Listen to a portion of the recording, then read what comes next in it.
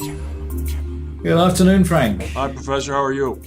Okay, let's see. It's 2 weeks since we talked last, and things have been happening more and more that we need to talk about. The refugee crisis is changing. The problems in Syria are changing. I would like to say that the presidential primary season is changing, but maybe it's just more of the same thing. But anyway, there's a lot to talk about, and I'm not sure where we should start.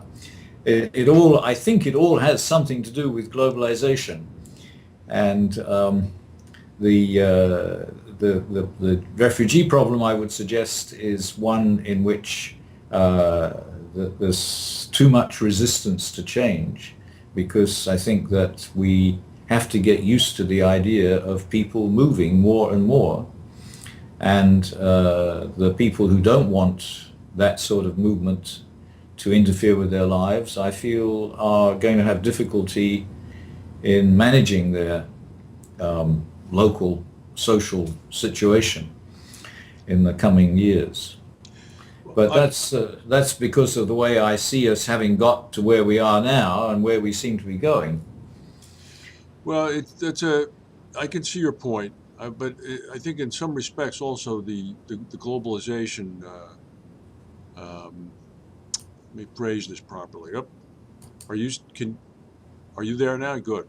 Yeah. The ease of globalization, if you will, or the increasing velocity of it, I think has given birth to an almost xenophobic protectionism of defending um, traditional boundaries, traditional ways of life.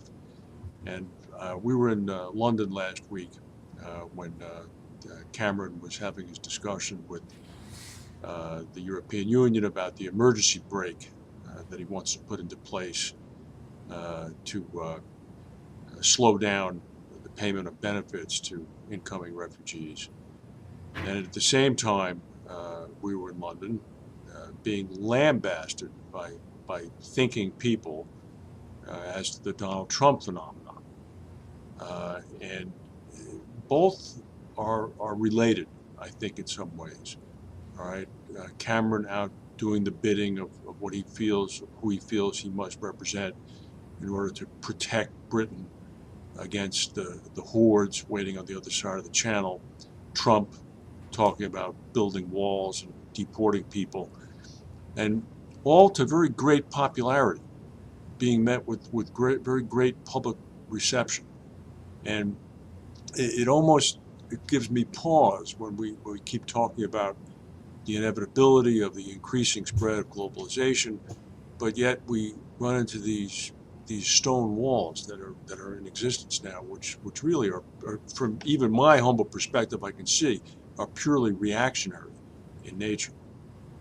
Well, what's been happening historically from the very beginning is that gradually, at an accelerating rate, which has recently got much faster, more and more people are coming into interaction with each other, and that always disrupts the order which people have got used to. People can manage gradual change, and we all have to deal with gradual change because of our staggered life cycles. But as change gets faster and faster, it's very difficult for us to order our lives, and that is very worrying to us because we need to know what to expect.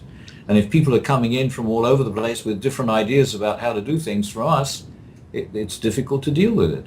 And it's only a few people um, like me, I suppose, and probably you and the sort of people that we interact with who've lived in many parts of the world, who are used to different things all the time, who can stand outside it and talk about it as an interesting process. The interesting thing as well is that these self same tools that are aiding and abetting the spread of globalization are now being co-opted and used by those seeking to impede the spread of globalization quite effectively. So I recognize that historically, looking back at this from a vast distance of hundreds of years in the future, this won't even be a bump in a history book.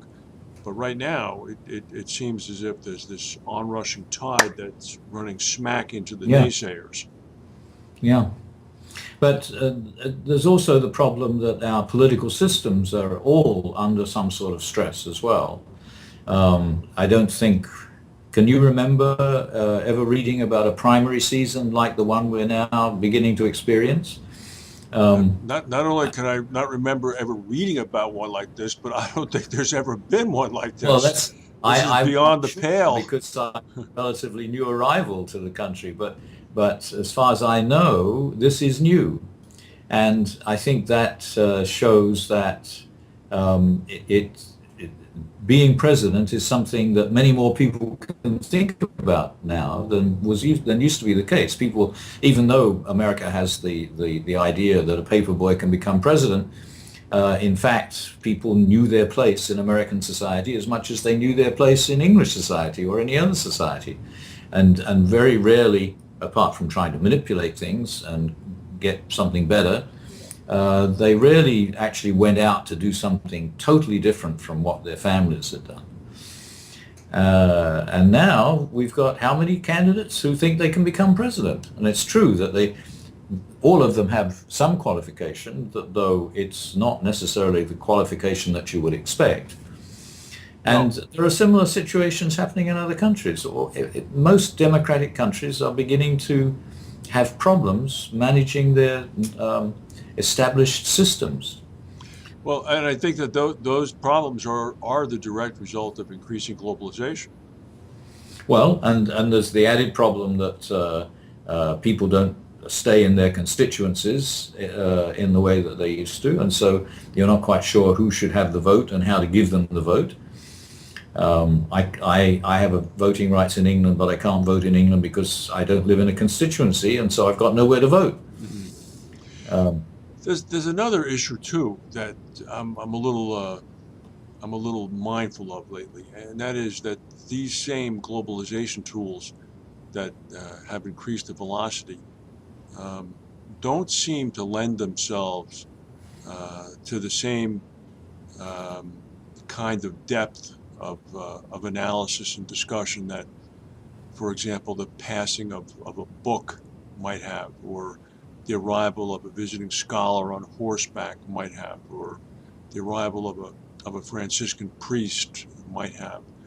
I mean, they're very, very superficial understandings that seem to be gained. And when Cameron, for example, begins to talk about the benefits of staying in the Union, or when somebody like John Kasich, who's the governor of Ohio, one of the biggest states, begins to talk to Trump about some of the reasons his plans are impractical, people not only do they tune out, they start booing because they don't want the detail.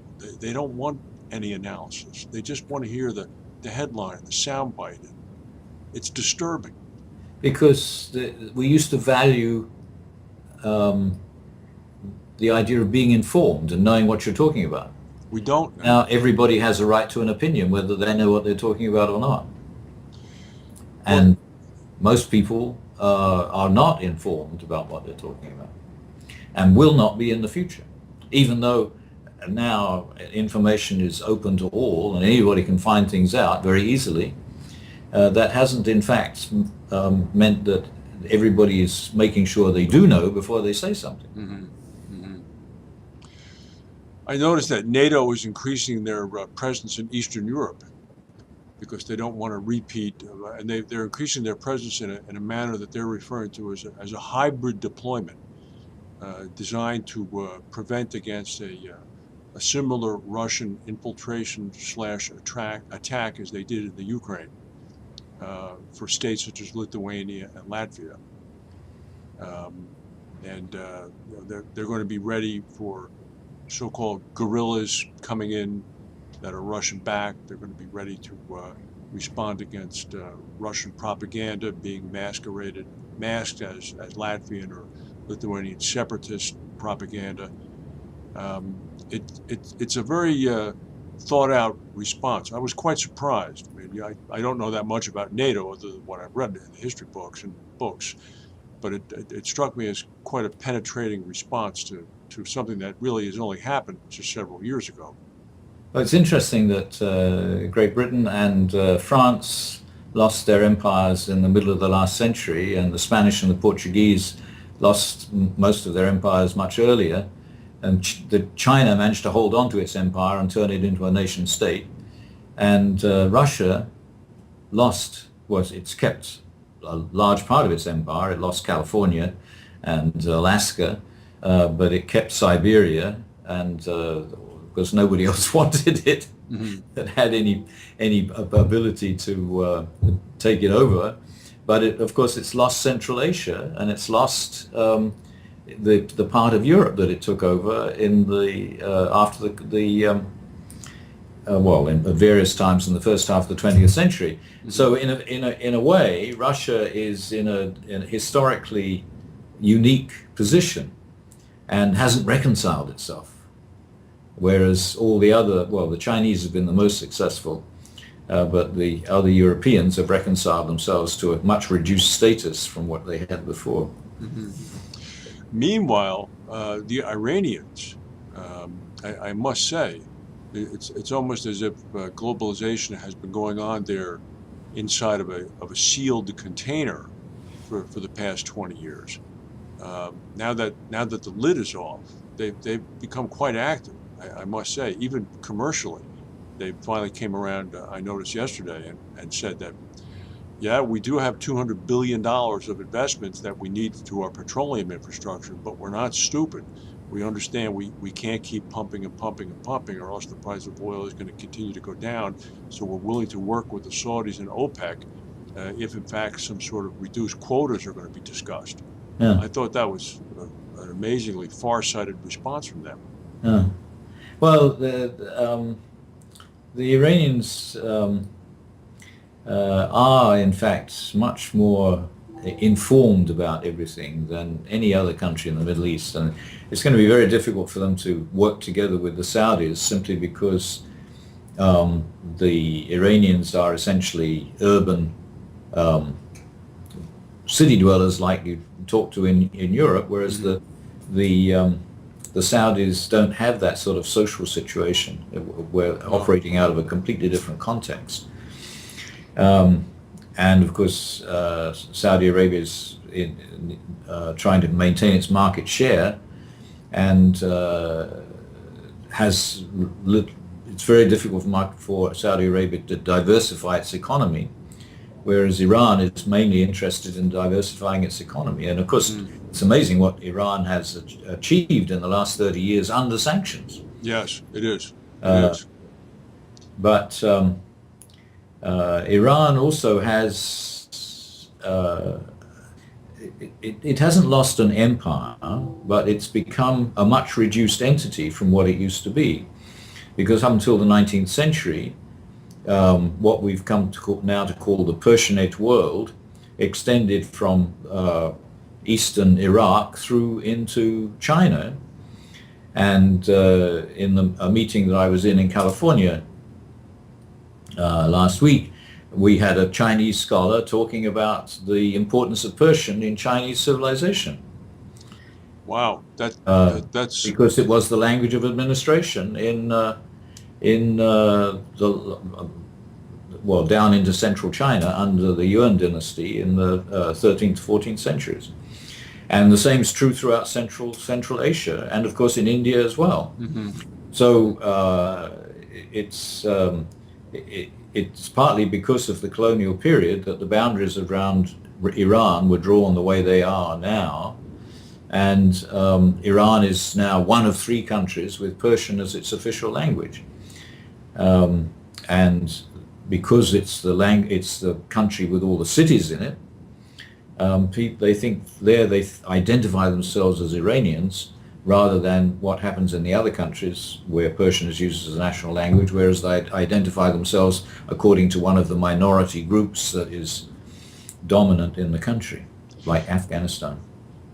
not to sound like the Prime Minister Netanyahu, but that fall from that pinnacle of the apex of that kind of geographic and influential spread of the Persian world to only quote unquote only where they are now.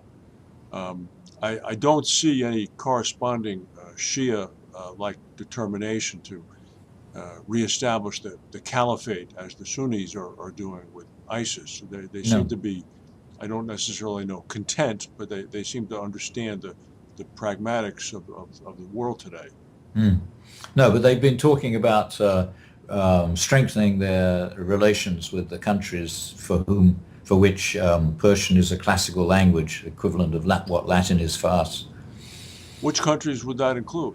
Well, all the stans in Central Asia, Hmm. India, Pakistan, and uh, the Caucasus, Interesting. and China. Okay. Is that an officially sanctioned governmental Well, effort? I've heard it from the mouth of the foreign minister, Okay, but that's official. I haven't seen it on paper anywhere. Okay, all right. What else is going on that's interesting you? Well, I think that the Syria conflict is maybe coming to a head. The Geneva conference was a total failure, and people seem to have given up the idea of getting anything out of a conference like that. But the disagreement over what's actually happening at the moment is becoming much more serious, I think, between Russia and the United States than it was before. And there's also a lot of complaints in England about what the British government is doing. So it may be possible in the foreseeable future for there to be some sort of negotiated agreement on what to do about it between Russia and Britain and the US and maybe France, because France was bombing as well. Yeah, I saw today that the Russians are allowing as to how peace talks for Syria could perhaps begin in May, which I don't know. I'd have to look at the military situation there, but that might be the time frame by which militarily they feel they will have accomplished their objective to keep Assad strongly enough in power that they'll have a seat at that discussion. I wonder how many people will be left inside the current Syrian borders by Well, then. at this point, I don't think either the Russians or the Syrian government really has that on their mind as a No, priority, no. unfortunately. So, well, Mm. thank you very much for the time, Professor. Look forward to the next discussion. We And must watch all these things in the coming week. well, I don't think we're going to have any choice unless we go into a cave. All right, take care of yourself. Okay, bye. Bye. So, Uh, so the weather was boring in Los Angeles. well, you were only there for like 15 hours. No, I was there for from noon on Thursday till noon on Saturday. Oh, all right. So 48 hours. What do you mean? What was it boring? Was it warm? The weather was just the same every day. But it was presumably nice, right? Yes. All right. Uh, I come from a country where where the weather's different every day. Oh, I'll tell you, the one day in London last week, it was so windy. It, Ah, it was it was terrible. It uh-huh. was just terrible Huh. and very uncomfortable. So now next week I'm going to be in North Carolina at sort of a retreat slash spa place. But I believe I should be able to do this. I will test it out with Frank Mazzio Okay. early in the week, and Okay. then I'll send you an email by Tuesday. Okay. But I think it should work. I think it should And work. the temperature will have returned to the 40s and 50s up here by then. Oh, it's awful here now. I was It's outside gonna earlier at lunchtime. I couldn't believe it. it's going to be in the teens and single digits this weekend. Well, we've been very lucky. Let's face it. So, what kind Well, it of what used to kind? go down to minus something. No, It it doesn't did. do that anymore. My grandfather, who grew up in Manhattan, has memories of 1908, 1909, walking across the Hudson River, frozen solid. Really? Yeah, and it's never been close to Hmm. that I can remember, ever. Hmm. So, I wonder what the temperature was then. I don't know, but whatever the hell it was that temperature for quite some time in order to Huh. freeze that river. Well, they used to roast an ox on the Thames. Well, there you go. Yeah, Yeah. about the same time. I think that was the there was a period. We listened to a very good lecture on climate change in my class on global food security on Monday by an old friend of mine, um, and that there was a period of reduced temperatures between the 1400s and the 1700s.